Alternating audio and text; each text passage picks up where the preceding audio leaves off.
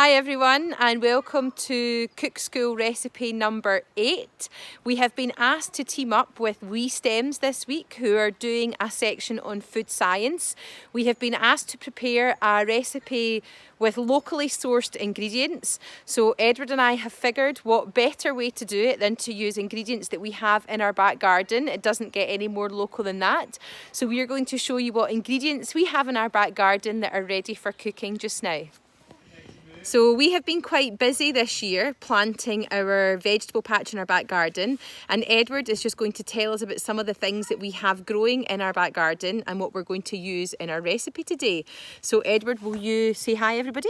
Hi. And we're going to talk you through the ingredients that we have in our vegetable patch. So Edward, what's our first thing that we've got growing? Onions. We have got onions. Now we do have one little lonely piece of asparagus. It isn't obviously ready, and I have read that you're supposed to leave asparagus for a year before you actually harvest it. So we've got quite a lot of onions. Edward, can you move along here? And then what do we have growing? What's our next thing? What's our next ingredient? Potatoes. We have got potatoes. We had a great potato harvest last year in the garden. And then our final ingredient, Edward, what's this? Rhubarb. We have got rhubarb, and rhubarb is going to be the star of our show today for our recipe. We're going to make a lovely rhubarb and stem ginger crumble, so that's what we're going to use today. Just to show you some of the other things that we have growing, these are our radishes, and believe it or not, these were the Marks and Spencer seed pots that we potted. We also have, this here is a beetroot, which is just starting to grow as well. We have courgettes and we have butternut squash. And in this one that has just started to sprout is our Brussels sprouts and our radicchio. So I'm hoping that we're going to have quite a lot of nice seeds that we'll be able to go into our garden, and hopefully we'll get quite a lot of different foods that will grow this year. But the star of our show for today is our rhubarb. As usual, Edward and I have our shout outs that we want to do to say thank you to people who have made our recipes. So I wanted to give a big shout out to Cameron in Primary 1 and his big brother Lachlan in Primary 5 for making our cookie recipe and for sending us a really great video of it. And Edward, who do you want to say thank you to? Callum and his little brother Jamie, who also sent us a really nice video of them making our banana muffin recipe, and they thought it was a great snack for them to have. So thank you very much to everybody again who's made our recipes and for following our YouTube videos. We like to see all of your creations. Also, Una and Iona for sending me a photograph that they'd managed to source orzo pasta. So well done girls on your hunt for orzo pasta. Our video is ever so slightly different today in that we are working with We Stems, who have been doing a week on food science, and they asked us if we would create a healthy recipe using locally sourced ingredients. And like I said when we were outside, we have got lots of things in our vegetable patch that we're growing for the first time, so we're hoping that we'll be able to bring you some more recipes using things in our vegetable patch as they grow. But for today, we're going to make rhubarb crumble. And what's this, Ed? Rhubarb. This is our rhubarb. So the star of our show is going to be rhubarb. We also need, what's this, Ed? Sugar. No. Flour. Yeah, we've got our plain flour. We have got brown sugar. Brown sugar. And then we've got Butter. our butter. This is butter. These, Butter. yeah, that's our butter. We've got our plain flour, and what's this, a wee bowl of, Edwards? Oh. We've got a wee bowl of oats, which we're going to add to our crumble to make it extra crumbly. A special ingredient that we're going to add is stem ginger, so we're going to have stem ginger and rhubarb crumble today. And to that, we also need to add, it's supposed to be the juice of an orange and the zest of one orange, but I didn't have a fresh orange in my fruit bowl, so I managed to use fresh oranges that we had in the fridge. So as always, we've got lots of skills on the go today. We have got some chopping that we're going to do, and we'll just go over our chopping skills. We've got weighing and measuring, we have got some mixing, and we've also got some cooking that we're going to be doing today. When we're actually making our crumble mix, we're also going to be rubbing the ingredients together, which is another skill. So lots of skills on the go, and it's also a great way, because we've chopped the rhubarb out of our garden, it's another great thing for children to be thinking about where food actually comes from and what plants need to grow. We've done a wee bit about learning about what plants need to grow, haven't we? Because we've grown some seeds and some vegetables from scratch. So what did we work out that plants needed to grow? What were the things? Do you remember? Yeah, so we grew rhubarb, but what does rhubarb need to grow? It won't grow unless it's got Root. It's got a root. What else does it need? Water.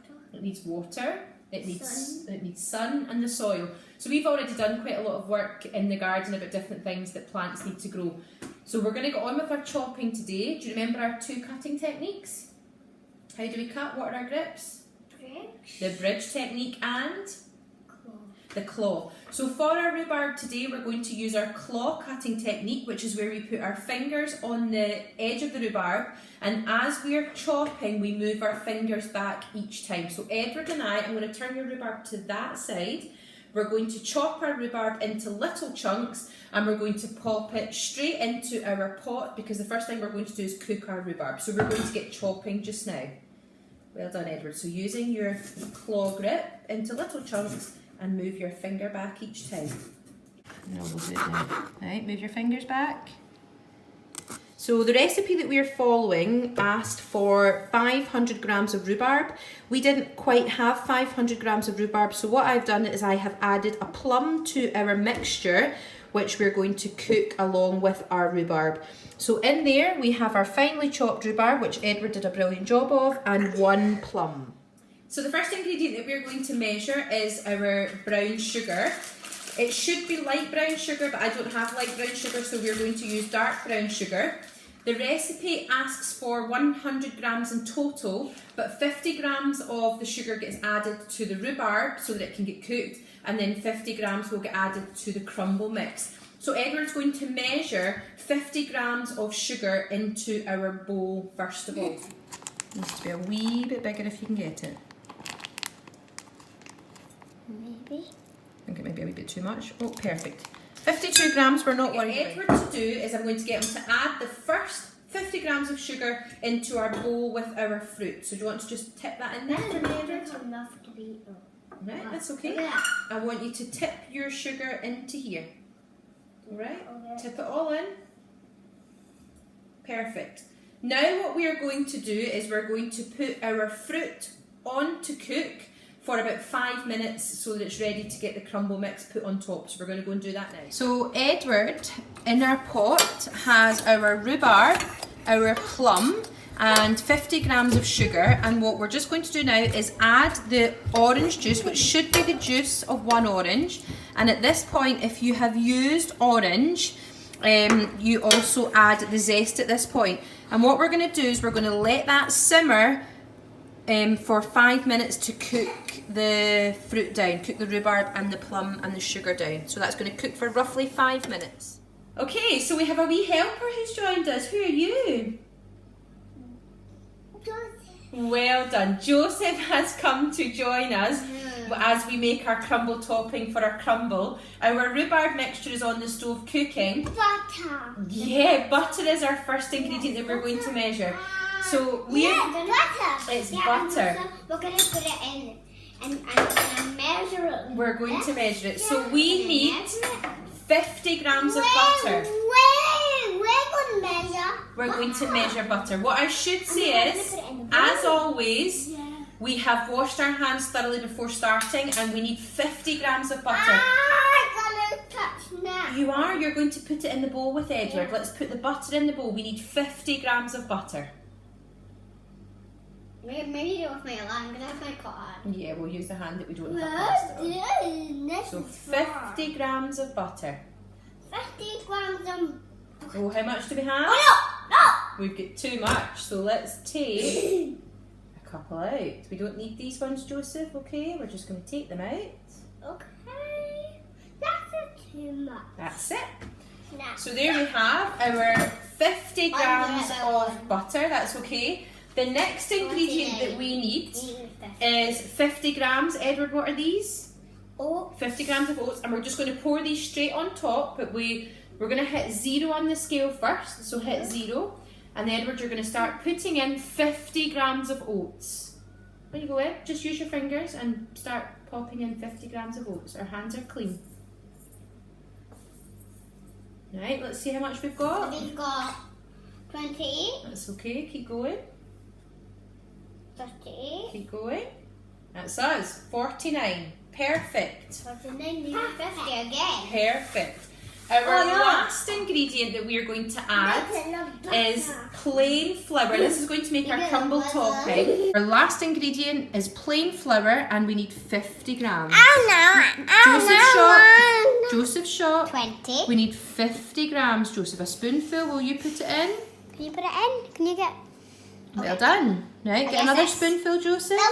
20. There we go. Oh yeah. That is. Wow. Okay, Another spoonful, Joseph. So our next thing that we're going to do is rub together the flour, the oats and the butter together. So that is our next skill, and we're rubbing it together in our fingers until it looks like fine breadcrumbs. So we're just going to keep on rubbing it all through until all of the lumps of butter are gone.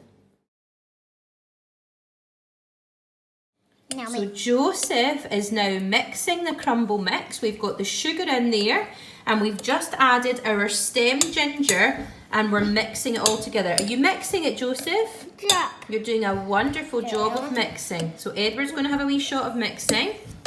So in our bowl, Edward's mixing it now. In our bowl, we have got 50 grams of oats, 50 grams of cold butter, and 50 grams of flour that we rubbed together. After we had rubbed it together, we added 50 grams of sugar and some stemmed ginger, and that is going to be our lovely crumble. And in our pot, we have our cooked rhubarb and plum mix, and it is hot, so I'm going to spoon the mixture into our oven-proof dish that is going to cook our crumble in the oven. So Edward is taking big handfuls of the rest of the crumble mixture, and he is sprinkling it over the top of the rhubarb plum mix that we had cooked on the stove. And there we have our 2 crumble dishes, which are ready to go in the oven for 40 to 45 minutes at 180 degrees. As always, Edward and I just want to say a huge thank you to everybody for following our Cook School video. Today was recipe number 8, and it was rhubarb crumble. We've got a few extra thank yous to say today. We just want to say a huge thank you to Bryce and Belle Young, who have been commenting on our YouTube videos online. As always, I want to say a huge thank you to the boys and girls of Bearsden Primary School for liking and for following our videos. And also this week, a special thank you to Tarancy at Wee Stems, and for asking us first of all to be part of their Food Science Week and allowing us to use locally sourced ingredients from our garden to make today's recipe. So can we say one final thank you and bye everyone? What do you want to say? Bye! Bye everyone!